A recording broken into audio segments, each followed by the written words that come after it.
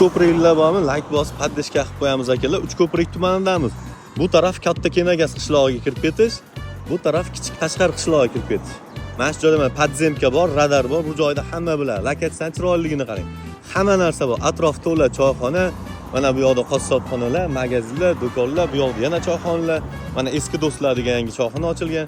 Mana shu norastalari, hamma narsa bor bu joyda. Lokatsiyamiz zo'r. Mana shu joydan kirganingizda quruq yerimiz bor, 26 sotixli sotuvga qo'yilyapti. Dokumentlarda muammosi yo'q. Kichik Qashqar qishlog'idamiz. Bu tarafda mahalla guzari, mana shu mashina turgan joy. Bu tarafda Sivasi.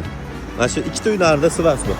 Mana shu joyda mana 26 sotixli quruq yer hisobida sotilyapti turgan uy joylikka mo'ljallangan yerimiz turibdi. 26 sotixli. Sotixi $4500 dan o'rtada mana shu mana yo'l deb yozib qo'yishibdi akamiz. Mana shu yo'l deb yozib qo'yilgan joydan mana shu bitta yo'l tushadi. Ikki tarafiga kottejchilar bo'lsa, kottej qurib, yevro uchastkalar qurib sotsa ham bo'laveradi. Shaftoli bog'i bor. Mana ichkarida общий 26 sotix. 3ga bo'lib dokument qilib qo'yishgan ekan. O'rtadan yo'l tashab, o'ngga, chapga, ro'paraga bitta отдельный qilib dokument qilishgan ekan. Buni aka-ukalar olsa ham, 3 ta aka-uka olsa ham bo'laveradi. Bo'lmasa kottej quraman deganlar bo'lsa ham, mana shu o'rtada yo'li bor, yo'l tashalgan. Kottejni bemalol ikki tarafga kottej, ro'paraga ham bitta, baqa ham bitta kottej qilib sotsangiz ham bo'laveradi.